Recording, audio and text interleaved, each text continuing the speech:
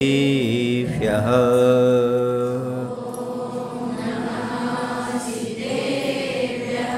ॐ नमः सिद्धेभ्यः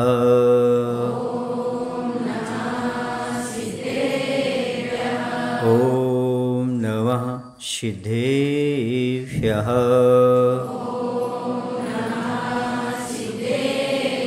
जीवमजीवं दौवं जिनवरवसहेण जैन निर्दिष्टं देविन्दविन्दवन्दं वन्दे तं सौवदा शिरसा वन्दे तं सौवदा शिरसा। बोले देवाय देव श्री महावीर भगवान की, आचार्य नेमिचंद महाराज जी की, आचार्य गुरुदेव भगवान श्री विद्यासागर जी महाराज जी की, प्रभाचार्य श्री समय सागर जी महाराज जी की।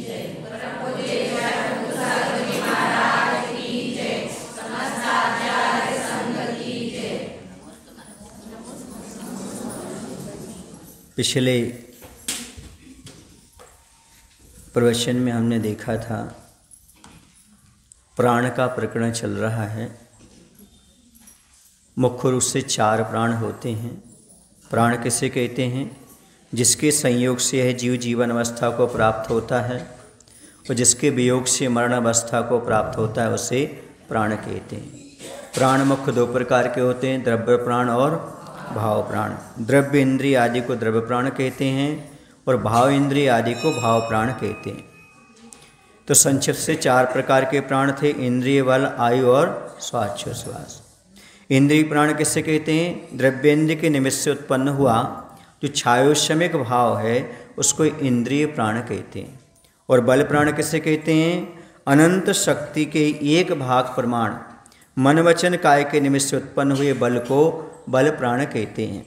आयु प्राण जिसके उदय एवं क्षय से भव संबंधी जीवन और मरण होता है उसे आयु प्राण कहते हैं। श्वासोच्छ्वास किसे कहते हैं? शरीर से किसी भी प्रकार से वायु के आने जाने को श्वासोच्छ्वास कहते हैं। श्वासोच्छ्वास जो मुख से निकलता है वह श्वास है और क्या होता है? और उच्छ्वास लेना और छोड़ना। और ये क्या होता है? रोम छिद्रों से भी वायु का आना जाना होता है, नाड़ी के द्वारा इसका संचरण चलता रहता है। विस्तार से कितने प्राण होते हैं? 10 प्राण होते हैं। 5 इंद्रिय स्पर्शन रसन घ्राण चक्षु और कर्ण, और 3 बल मन वचन और काय, और श्वासोच्छ्वास और आयु। कितने हो गए?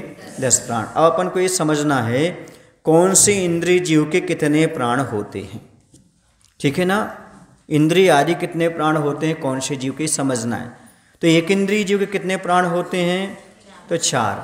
एक स्पर्शन इंद्रिय रहेगी, शरीर है तो काय बल रहेगा, और आयु और श्वासोच्छ्वास ये तो दोनों तो प्रत्येक जीव के रहेंगे। शरीर है तो काया भी रहेगी, काय बल भी रहेगा, आयु भी रहेगी, श्वासोच्छ्वास रहेंगे। अब जैसे जैसे इंद्रिय बढ़ती जाएगी वैसे वैसे एक इंद्रिय बढ़ जाएगी और 2 इंद्रिय से वचन बल बढ़ जाएगा, क्योंकि उनके पास रसना इंद्रिय आ गई। रसना इंद्रिय आएगी तो वचन बल भी बढ़ जाएगा। तो 2 इंद्रिय जीव के 6 हो जाएंगे। 2 कौन से बढ़ गए? एक इंद्रिय बढ़ गई, स्पर्शन इंद्रिय, रसना इंद्रिय, काय बल, वचन बल, आयु और श्वासोच्छ्वास। समझ गए ना? अब इसके बाद आएगा 3 इंद्रिय जीव। इसके कितने प्राण होते हैं? इसके 7 हो जाएंगे, एक इंद्रिय और बढ़ जाएगी। समझ गए ना? एक इंद्रिय तो है ही, स्पर्शन रसन घ्राण, फिर काय बल, वचन बल और आयु। चक्षु कहाँ से आ जाएगा? 3 इंद्रिय के पास। सुनो सुनो सुनो क्या बोल रहे हैं, है ना? उसके बाद बोलो 4 इंद्रिय के क्या हो जाएगा? स्पर्शन रसन घ्राण और चक्षु, और काय बल, वचन बल, आयु और श्वासोच्छ्वास ही रहेंगे। असंगी पंचेंद्रिय के 5 इंद्रियां रहेंगी, है ना? काय बल रहेगा, वचन बल रहेगा, आयु और श्वासोच्छ्वास, ऐसे 9 हो जाएंगे। ठीक है? 10 में से 1 कम है क्योंकि असंगी है तो मन नहीं है उसके पास। पंचेंद्रिय तो है इसलिए मन बल नहीं है। संगी जीव के कितने हो जाएंगे? 10 हो जाएंगे। 5 इंद्रियां, 3 बल, आयु और श्वासोच्छ्वास। समझ गए ना? अरहंत परमेष्टि कितने प्राण रहेंगे? अरहंत परमेश्वर के 4 प्राण होते हैं। कितने होते हैं? 4 प्राण होते हैं। काय बल, वचन बल, आयु और स्वाच्छोश्वास। समझ गए आप लोग? अब देखिए यहाँ पर काय बल लिया है, वचन बल लिया है, मन नहीं लिया और इंद्रियां नहीं ली। क्यों नहीं ली? पंचेंद्रिय नहीं है क्या? हैं, लेकिन वो छायोसम का भाव समाप्त हो गया। कौन सा भाव समाप्त हो गया? छाय। अब छाया का भाव आ गया भगवान के पास, इसलिए इंद्रियां होते हुए भी भाव यानी छायोसमिक भाव उनके पास नहीं होने से मन से काम नहीं लेते, इंद्रियों से काम नहीं लेते। समझ में आया ना? इसलिए अकेला काय बल रहेगा, शरीर तो रहेगा, काय बल, वचन बल रहेगा, आयु रहेगी और स्वाच्छोश्वास रहेंगी। क्या भगवान के श्वसन क्रिया देखने में आती है? नहीं आती। जैसे भगवान की दिव्य ध्वनि खिलती है पर मालूम नहीं पड़ता मुख से खिल रही, कहाँ से खिल रही, है ना? इसलिए कई प्रकार के विकल्प आते हैं। कहीं कहीं मिलता है भगवान के मुख से दिव्य ध्वनि खिलती है, कहीं कहीं मिलता है सर्वांग से खिलती है। समझ में आ रहा है आपको? अक्षरात्मक अनक्षरात्मक के बारे में भी भेद आते हैं। इस प्रकार से भगवान के दिव्य ध्वनि के बारे में है, जैसे मुख से वचन तो निकलते होंगे, पंचास्तिकाय में तो लिखा है मुख से वचन निकलते हैं, लेकिन दिखाई नहीं देते। ऐसे स्वाच्छोश्वास क्रिया जब योगी लोग ध्यान में चले जाते तब उनका मालूम नहीं पड़ता कब श्वास ले रहे छोड़ रहे, फिर तो भगवान महायोगी हैं, उनकी तो बात अलग ही है। ऐसी क्रिया देखने में भगवान की नहीं आती स्वाच्छोश्वास की। समझ गए ना? लेकिन वह भी स्वाच्छोश्वास उनके पास माना गया है, आयु मानी गई, बल वचन और काय बल। अरहंत परमेष्टि के 10 प्राण में से एक भी प्राण नहीं होता सिद्ध परमेष्टि के। अरहंत के कितने होते हैं? 4। सिद्ध परमेष्टि के एक भी नहीं होता। तो जीव नहीं है, जीव नहीं है ना सिद्ध परमेष्टि। क्यों? एक भी प्राण नहीं है तो जीव कैसे हो गए? लिखा है उसमें पंचास्तिकाय में 10 पाना अतिक्रांता जीवा, 10 प्राणों से रहित सिद्ध जीवा। सिद्ध हैं। एक जगह तो लिखा सिद्धा ना जीवा, सिद्ध जीव नहीं है, क्योंकि व्यवहार नहीं से सिद्ध जीव ही नहीं है। क्योंकि इनके व्यवहार नहीं से 10 प्राण जिसके पास है वो कौन है? जीव है। और सिद्ध परमेश्वर के पास क्या है? 10 प्राण नहीं है, तो व्यवहार से जीव नहीं है। समझ गए ना? सिद्धा न जीवा, ऐसा भी लिखा। सिद्ध जीव नहीं है। कैसे जीव नहीं है? 10 प्राणों से नहीं जीते, इसलिए व्यवहार नहीं से नहीं है। समझ गए ना? सिद्ध मात्र चेतना लक्षण उनका क्या है? ज्ञान और दर्शन मात्र उनके पास रहता है, इसलिए जीव जो हैं निश्चय नहीं से ज्ञान दर्शन उनके पास, इसलिए वो जीव हैं। बाकी 10 प्राणों से रहित हैं। जैसे आपके पास 10 प्राण हैं, फिर क्या करते होंगे जब 10 प्राण ही नहीं है? शांत, तुम भी बैठे अभी, बोल क्यों रहे हो? करते क्या है भगवान? सीधी बात है, जो हम करते वो नहीं करते। हमारे करने में आकुलता है, करने में क्या है? आकुलता है। और भगवान कुछ नहीं करते, निराकुल भाव में हमेशा अनंत सुख का उपभोग करते रहते। कुछ बच्चे कहते हैं महाराज वहाँ खाना नहीं, पीना नहीं, उठना नहीं, बैठना नहीं, चलना नहीं, शरीर नहीं, फिर करते क्या है? यही तो आकुलता है, चलना फिरना, ये करना बोलना। निराकुल भाव है, कुछ ना करना हो ही निराकुल भाव। कृतकृत्ता इति सिद्धा, जो कृतकृत्य हो चुके हैं, जिन्हें कुछ भी करना शेष नहीं बचा। अभी इन्होंने बताया था ना, कल भजन गा रहे थे, निरखो अंग अंग जिनवर की, तो हाथ पर हाथ रख करके बता रहे हैं वो कृतकृत्य हो गए। अब उन्हें कुछ करने योग्य नहीं बचा। समझे ना? कुछ भी करने योग्य नहीं बचा उनके लिए। कृतकृत्ता इति सिद्धा, इसलिए वो सिद्ध भगवान हो गए, कृतकृत्य हो गए। ऐसे वो सिद्ध परमेष्टि होते हैं। समझ में आया ना? उन्हें कुछ भी करने योग्य शेष नहीं बचा, इसलिए कृतकृत्य कहलाते हैं। बोले हम तो कृतकृत्य हो गए, मैंने हमें सब कुछ प्राप्त हो गया। ऐसे ही भगवान कृतकृत्य होते हैं, यानी सिद्ध परमेष्टि को कोई भी आकुलता नहीं, कुछ नहीं करना। देखो बताते चक्रवर्ती का भोग भूमि का सुख बहुत बसीस होता है, लेकिन सारे संसारी प्राणियों का सुख पूरे जीवन का मिला लो और सिद्ध परमेष्टि का एक क्षण का मिला लो तो भी अनंत गुना होगा। समझ आया ना? कितना सुख है? सारे जितने जीव हैं सृष्टि में, उन सब के सुख को मिला लो, क्योंकि सब इंद्रिय सुख है।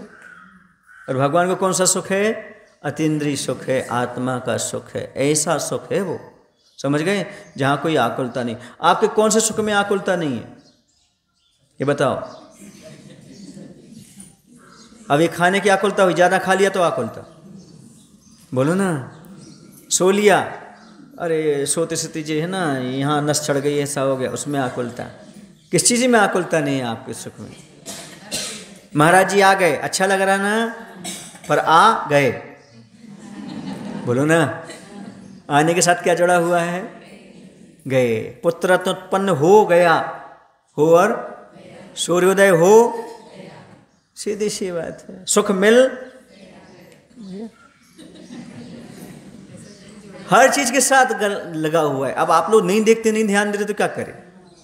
हर चीज में ही लगा हुआ है, जो आया सो जाएगा जैसा है। तो ये सुख नहीं है, ये आकुलता वाला है। प्रत्येक सुख जो हमें मिल रहा है ये आकुलता सहित है और नाश सहित है। समझ गए? कैसा है ये? क्षणिक सुख है, ऐसा मानकर चलो। हर वस्तु के पीछे प्रतिबिंब छुपा होता है। एक ना प्रतिबिंब छुपा है ना, प्रतिबिंब समझते, छाया। हर वस्तु के पीछे प्रतिबिंब छुपा होता है, हर खुशी के पीछे गम छुपा होता है। दुनिया में सब जुदा होते हैं, सुन रहे ना, पर धर्म कभी जुदा नहीं होता है। सब जुदा होने वाले हैं, एकमात्र धर्म ऐसा दोस्तों जो कभी जुदा नहीं होता। कहने का तात्पर्य हर वस्तु के पीछे जैसे गम छुपा, हर वस्तु के पीछे परछाई प्रतिबिंब छुपा है, वैसे हर वस्तु के पीछे गम छुपा हुआ है। इस हमारा सारा का सुख पराधीन है, लेकिन सिद्धों का स्वाधीन है। उन्हें कहीं भी किसी प्रकार का दुख होने वाला नहीं है। समझ गए? कब तक नहीं होने वाला? अनंत काल तक। अनंत काल क्या है? उसका अंत ही नहीं आना। समझ गए आप लोग? इस प्रकार अनंत किसे कहते हैं? ये तो बच्चों की परिभाषा हो गई, कोई अच्छी सी बताओ, लिख लो। जिस राशि में से व्यय होता रहे, व्यय माने जाना, जिस राशि में से व्यय होता रहे और उत्पाद ना हो, अर्थात जिसमें आय ना, मत निकलती रहे आय ना, फिर भी ज्यों की त्यों बनी रहे, उसका नाम है अनंत। किसका नाम है? अनंत। जिसमें से व्यय होता रहे लेकिन आना ना हो, फिर भी ज्यों की त्यों राशि बनी रहे, उसका नाम क्या है? बताओ। यहां से कितने सिद्ध चले गए? अनंत अनंत। फिर भी अपन कितने हैं अभी? जीव अनंत। समझ गए ना? कितना भी निकलता जाए, कितना भी निकलता जाए, पर आना बिल्कुल भी ना हो, फिर भी ज्यों का त्यों बना रहे, उसका नाम क्या है? अनंत है। समझ में आ रहा है ना? ये सही परिभाषा है। अभी आप लोग क्या बोलते? जिसका अंत ना हो उसका नाम अनंत है। नहीं हैं? जी हाँ, वो इसमें आ जाएगा। जैसे वैसे निकलता तो जाए लेकिन आना ना हो, उसका नाम क्या है? अनंत। समझ गए? हाँ। हैं? मतलब उसमें और राशि ना आए। जैसे आपका बहुत सारा पैसा पड़ा है ना, और पैसा अनंत है, उसमें अब आ तो नहीं रहा है लेकिन इससे निकलता जा रहा है, फिर भी ज्यों का त्यों बना रहा है, उसका नाम क्या है? आया ना आप समझ में? हे भगवान, बहुत कठिन है समझाना। कभी खाली नहीं होता वो, आप चिंता मत करो, आपसे इस सृष्टि कभी खाली नहीं होगी। आप जैसे अनंत जीव हैं, कभी कोई खाली होने वाली नहीं है, अनंत हैं। एक आलू देखा आपने? आलू क्या बोलते हैं आप लोग? आलू को वो तो इंग्लिश में बोलते हो आलू गट्टे, समझते ना? आलू गट्टे में एक सुई चुभाव। क्या स्वभाव? सुई चुभा दो, अब उसमें जितना भाग लग कर के आ जाए सुई के अग्रभाग में, किसका? आलू का। उसमें इतने जीव होते हैं, यदि वो कबूतर का आकार ले लें तो जम्बूद्वीप भर जाए। सुने ना? ऐसे ही मूली में, ऐसे ही मूली नहीं जानते? सफ़ेद सफ़ेद रहती है वो, क्या बोलते हैं आप लोग? मलेगी। हाँ वही। ऐसे ही प्याज, कांदा, क्या बोलते हैं आप लोग? सब जो गणंत हैं उसमें ऐसी स्थिति है, सारे जो जमीन से निकलते हैं, इतने अनंत जीव हैं, अनंत कायक हैं उसमें। समझ गए आप लोग कि नहीं? ऐसे जीव भरे हुए हैं। आप एक आलू के जीव भी समाप्त नहीं होंगे। समझ में आ रहा? अनंत हैं। कैसे हैं? अनंत अनंत जीव भरे हुए हैं। जैसे आप पानी छानते हो, क्या करते हो? पानी छानते हो। तो पानी छानते हो जब आप, तो आप जीव रहित पानी नहीं पीते हो, मात्र से जीव निकाल देते हो आप, क्योंकि जल कायक तो है ही वो, बोलो ना। जल कायक। यदि आप छना पानी भी पी रहे हो तो एक इंद्रिय जीव को आप बचा नहीं पा रहे, माता तरस जीवों को बचा रहे हो। इसलिए मुनिराज कौन सा पानी लेते हैं? प्राशक, उबला हुआ, समझ रहे ना। अब मत काया बच जाती इसकी, जीव नहीं रहता उसमें। समझ में आ रहा आपको कि नहीं आ रहा है? इसलिए महाराज प्राशक, क्योंकि महाराज का अहिंसा महाव्रत है और आपका अणुव्रत है। क्या है? और कुछ लोगों का तो अव्रत ही है, व्रत ही नहीं है। इसलिए व्रती को भी प्राशक पानी पीने के लिए कहा, ताकि वह भी अहिंसा अनुव्रत का अच्छी तरह से पालन कर सके। समझ में आ रहा है आपको कि नहीं आ रहा है? और महाराज फासु पानी नहीं लेते। फासु जानते आप लोग? नहीं जानते। प्राशक तो जानते हो। फासु वो होता है जो आपने उसका स्पर्श बदल दिया। स्पर्श समझते हो? मतलब थोड़ा सा कुनकुना कर दिया, थोड़ा सामान्य से आपने गर्म कर दिया। वो महाराज जी की योग्य नहीं है, जब तक कोई उबाल ना आ जाए उसमें। क्या ना आ जाए? उबाल ना आ जाए, 24 घंटे की मर्यादा ना हो जाए। देखो, फासु अलग और प्राशक अलग है। फास माने होता है स्पर्श, जिसका स्पर्श बदल जाए वो हो गया फासु। वो महाराज के योग्य नहीं है। बल्कि जो उबल जाए, प्राशक हो जाए। प्राशक किसे कहते हैं? प्राशक शब्द किसे कहते हैं? बोलते ना, ये कमरा प्राशक है, ये जमीनी प्राशक है। तो उबल रही क्या वो? प्राशक कहते किससे हैं? सुनो सुनो सुनो, पाप च्युतः प्राशकः, जहां से पाप निकल गया है उसका नाम प्राशक है। पाप च्युतः प्राशका, जहां से पाप निकल गया, वहां पाप नहीं लगेगा वो काम वहां करने से। प्राशक बना। जमीन प्राशक कैसे होगी? कमरा प्राशक कैसे होगा? पिछी प्राशक कैसे होगी?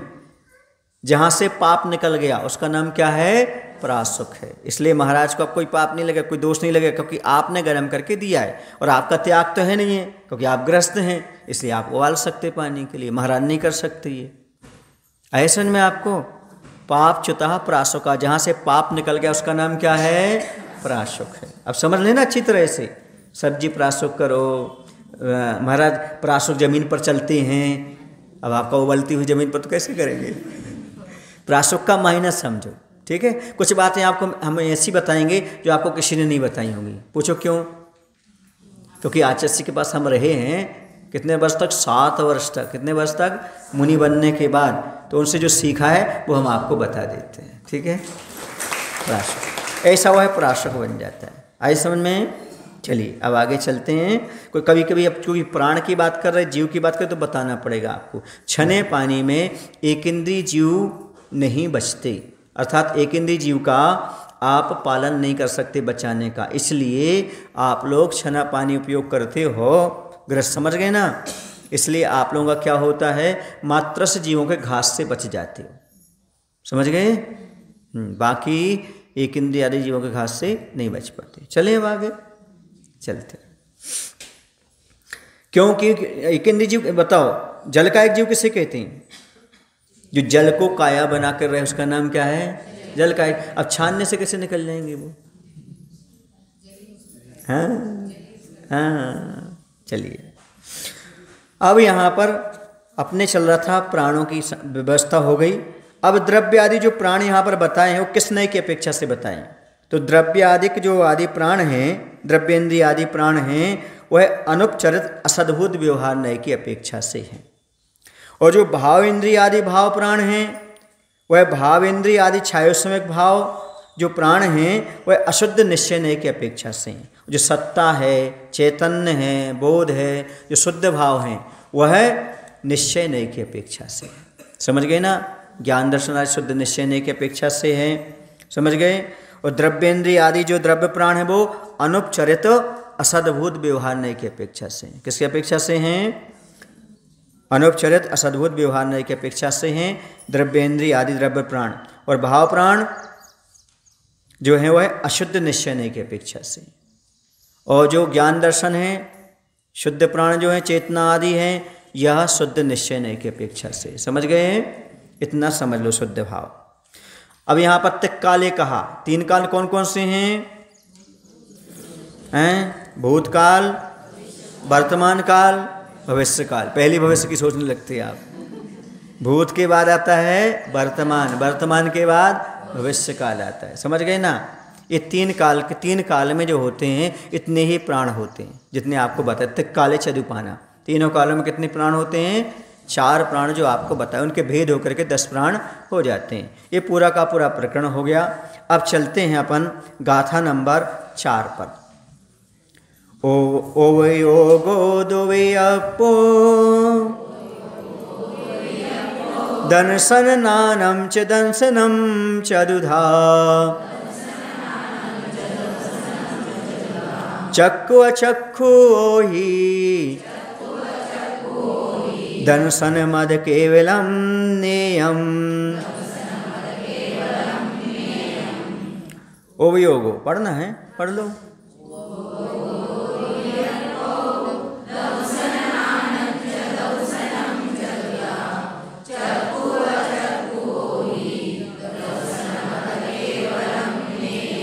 जो हमने पहले 9 अधिकार पढ़े थे जीव के, उसमें जीव अधिकार पूर्ण हुआ, अब उपयोग अधिकार आ रहा है। गाथा नंबर 4। उपयोगो उपयोग दुव्यप्पो 2 प्रकार का होता है, अथि होता है। दंसन दर्शन उपयोग 6 और नानम ज्ञान उपयोग तत्थ, उसमें भी दंसन दर्शन उपयोग चक्षु अचक्षु ओहि, यानी चक्षु दर्शन अचक्षु दर्शन और अवधि दर्शन। और अध माने और केवलम केवल दर्शन। यदि इस प्रकार से दर्शन दर्शन उपयोग चतुर्धा 4 प्रकार नियम जानना चाहिए। यहाँ पर उपयोग कहा जा रहा है। उपयोग किसे कहते हैं? जीवोपयोगमय है। कैसा है? तो उपयोग किसे कहते हैं? चेतना की परिणति विशेष का नाम उपयोग है। किसका? चेतना जो परिणति विशेष होती है उसका नाम उपयोग होता है। यह जीव का जो भाव वस्तु के ग्रहण करने के लिए प्रवृत्त होता है उसका नाम उपयोग होता है। उपयोग कितने प्रकार के होते हैं? 2 प्रकार के मुख्य रूप से, दर्शन उपयोग और ज्ञान उपयोग होता है। दर्शन उपयोग किससे कहते हैं? जो वस्तु के सामान्य अंश को ग्रहण करता है उसे दर्शन उपयोग कहते हैं। यह निर्विकल्प भी होता है, निराकार होता है। और जो ज्ञानोपयोग होता है, जो वस्तु के विशेष अंश को ग्रहण करता है उसे ज्ञानोपयोग कहते हैं। यह सविकल्प होता है और साकार होता है। अब समझ लो इसके लिए विथ एग्जाम्पल। आप लोग पहले के ज़माने में फ़ोटो खिंचवाते थे, एक कैमरे में 36 रील रहती थी। कितनी रहती थी? 36 रहती थी। जब वो 36 फ़ोटो खिंच जाती थी तब उसको आप रील को निकालते थे तो आपको वो नेगेटिव काफ़ी रहती थी। क्या बोलते थे उसको आप लोग, है ना? तो उसमें कैसा दिखता था? स्त्री है, पुरुष है, ऐसा नहीं दिखता था, निराकार दिखता था। कैसा दिखता था? निराकार। वो हो गया जो कॉपी हो गई, नेगेटिव कॉपी जो हो गई ना, वो क्या कहलाएगी? दर्शनोपयोग। और जब उसको लैब में जा कर के धो लिया, सुन रहे ना, तो कलर्ड हो गई, वो हो गई ज्ञानोपयोग। आगे समझ में? दर्शन उपयोग कैसा होता है? निराकार होता है, निर्विकल्प होता है, बस दिखता है कोई चेहरा है, बाकी किसका है ये समझ में नहीं आता। लेकिन जब साकार हो जाता है, ज्ञानोपयोग हो जाता है, तो आपकी पॉजिटिव काफ़ी आपके सामने आ जाती है। काला है, गोरा है, छोटा है, बड़ा है, सब समझ में आ जाता है। तो साकार उपयोग जो होता है ज्ञानोपयोग होता है, उसमें विकल्प उत्पन्न होते हैं। समझ गए? और जो दर्शन उपयोग होता है वो निर्विकल्प निराकार होता है। इसी दर्शन उपयोग के साथ सम्यक दर्शन की प्राप्ति नहीं होती, साकार उपयोग चाहिए। कौन सा उपयोग चाहिए? साकार उपयोग, यानी ज्ञान उपयोग के साथ ही सम्यक दर्शन की प्राप्ति होती है। दर्शन उपयोग में सम्यक दर्शन रह सकता है पर उत्पन्न नहीं हो सकता। नहीं आए समझ में? ज्ञान उपयोग के साथ एक बार सम्यक दर्शन प्राप्त हो गया, फिर बाद में आपका अंतर्मुहूर्त में दर्शन उपयोग आएगा तो रहा है, फिर सम्यक दर्शन हो गया तो रहा आएगा, बना रहेगा, पर उत्पन्न नहीं होगा। उत्पन्न होते समय क्या चाहिए? साकार उपयोग चाहिए। जब भी सम्यक दर्शन की प्राप्ति होगी तो साकार उपयोग के साथ ही होगी ज्ञान उपयोग। समझ में आए ना? निर्विकल्प में मालूम नहीं पड़ेगा क्या सही है क्या गलत है। जैसे नवजात शिशु है, तत्काल उत्पन्न हुआ बालक है, वह आंखें तो खोले, उसे पता ही नहीं ये ट्यूबलाइट है ये क्या है, दिख रहा है सामान, बस समझ में आ रहा है? ऐसे ही उस समय होता है। ज्ञानोपयोग के पहले जो होता है दर्शनोपयोग होता है, ठीक है ना? तो सामान्य अवलोकन, सामान्य अवलोकनम दर्शनम। आचार्य कहते हैं सामान्य अवलोकन का नाम, सामान्य प्रतिभास का नाम दर्शन हुआ करता है। जैसे आपके शरीर की छाया पड़ती है, नाक नक्शा सा नजर आता है पर कुछ विशेष समझ में नहीं आता, निराकार जैसा रहता है, वह कौन सा उपयोग कहलाएगा? दर्शन उपयोग कहलाएगा। कभी कभी तो एकदम आप फिर साफ साफ पदार्थ दिखने लगता है, पहले धुंधला सा दिखता है, उसी का नाम क्या है? दर्शन उपयोग है। समझ गए ना? उसके बाद फिर स्पष्ट दिखने लगता है, वो हो गया। उसमें विकल्प हो जाते हैं, ये ऐसा है, ये वैसा है। अब दर्शन उपयोग के कितने भेद होते हैं? 4 भेद होते हैं। चक्षु दर्शन उपयोग, अचक्षु दर्शन उपयोग, अवरी दर्शन उपयोग और केवल दर्शन उपयोग। अब समझेंगे चक्षु दर्शन उपयोग किसे कहते हैं? चक्षु इंद्रिय से उत्पन्न होने वाले ज्ञान के पूर्व, चक्षु इंद्रिय से जो हमें ज्ञान, देखने से जो ज्ञान हो रहा है, उसके पूर्व जो वस्तु का सामान्य अवलोकन है, सामान्य प्रतिभास होता है, उसका नाम चक्षु दर्शन उपयोग कहलाता है। समझ गए आप? ये समझने का था, अभी कुछ को देखा एकदम, ये क्या है? हाँ, आचसी की फोटो है, ये ज्ञान उपयोग है। तो ज्ञान उपयोग के पहले जो सामान्य से हुआ वो क्या कहलाएगा? सामान्य प्रतिभास, वो कहलाएगा दर्शन उपयोग। आपके एकदम पकड़ में आने वाला नहीं है, समझने की बात है। फिर अचक्षु दर्शन उपयोग क्या है? चक्षु को छोड़ करके, चक्षु इंद्रिय को छोड़ करके शेष स्पर्शन, रसन, घ्राण, कर्ण और मन से होने वाले ज्ञान के पूर्व जो वस्तु का सामान्य प्रतिभास होता है, उसका नाम अचक्षु दर्शन उपयोग है। ठीक है ना? किसको छोड़ दो? मात्र अकेले चक्षु इंद्रिय को छोड़ दो, बाकी जितनी इंद्रियां हैं, 4 इंद्रियां और मन, उसमें उस संबंधी जो ज्ञान होने वाला है, उसके पहले जो उपयोग होता है वो क्या कहलाएगा? दर्शन उपयोग कहलाएगा। आया समझ में? फिर आता अवरी दर्शन। क्या होता है? अवरी दर्शन उपयोग होता है। अवरी दर्शन से पूर्व जो वस्तु का सामान्य प्रतिभास होता है उसे अवरी दर्शन उपयोग कहते हैं। ठीक है ना? अब आता है मनापर्य। मनापर्य क्यों नहीं होता?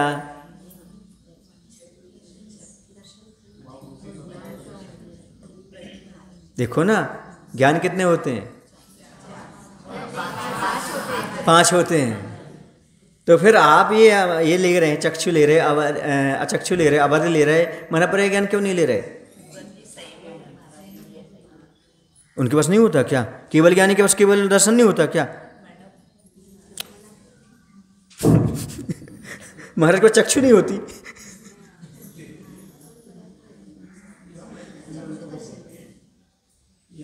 बहुत अच्छी बात है, क्योंकि ईहा अवग्रह आदि पूर्वक मना परिज्ञान नहीं होता, इसलिए उसमें दर्शन उपयोग नहीं होता।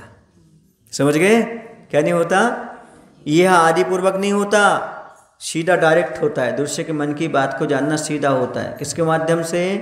मना पर्याय ज्ञान के माध्यम से। इसलिए इसमें दर्शन उपयोग नहीं होता, मना पर्याय दर्शन उपयोग नहीं होता। समझ गए ना? बहुत अच्छा। स्वाध्याय किया होगा तभी तो मालूम है। समझ गए ना? इस प्रकार का। तो अवधि ज्ञान के पूर्व जो वस्तु का सामान्य प्रतिभास होता है वो है अवधि दर्शन उपयोग है, लेकिन मना पर्याय ज्ञान मतलब मना पर्याय दर्शन नहीं होता, कोई ईहा आदि पूर्वक नहीं होता। अब दूसरी बात, भगवान के युगपद होते हैं, दर्शन उपयोग और ज्ञान उपयोग। ऐसा नहीं कि पहले सामान्य अवलोकन हो और बाद में ज्ञान हो, इसलिए भगवान के दोनों होते, केवल दर्शन भी होता है और केवल ज्ञान, क्योंकि दोनों युगपद होते। समझ गए ना? एक साथ आप लोगों के भी कई बार 2 उपयोग हो जाते हैं, माला भी फेरते रहते और स्वाध्याय भी सुनते रहते। समझ गए? एक जीव का एक समय में क्या होता है? एक ही उपयोग होता है। केवल ज्ञानी के 2 उपयोग होते हैं, दर्शन उपयोग और आपके दोनों एक समय नहीं होंगे, आपके अलग अलग समय में, पहले दर्शन उपयोग होगा फिर ज्ञान उपयोग होगा। लेकिन भगवान के ऐसा नहीं होता, भगवान को झलकता है, सारा पदार्थ झलकता है उनके ज्ञान में। आपको झलकाना पड़ता है, आपको अपने उपयोग को पदार्थ की ओर ले जाना पड़ता है, जबकि भगवान के उपयोग में सारा पदार्थ आता है। समझ गए? दोनों में बहुत अंतर होता है। तो इस प्रकार से ये कितने उपयोग हो गए? 4। उपयोग किसे कहते हैं? उपयोग किसे कहते हैं? चेतना की परिणति विशेष को उपयोग कहते हैं। उपयोग कितने होते हैं? कौन कौन से? उपयोग दो होते हैं, ज्ञान उपयोग और दर्शन उपयोग, ठीक है ना। अब दर्शन उपयोग कितने भेद होते हैं? 4, चक्षु, अचक्षु, अवधि और केवल दर्शन। अब चलते हैं ज्ञान उपयोग के भेद। नानम अट्ठवियप्पम मधुसूद ओहि अनान नानानि मन पज्जय केवलमभि पच्चक्ष परोक्ष भेयं चे।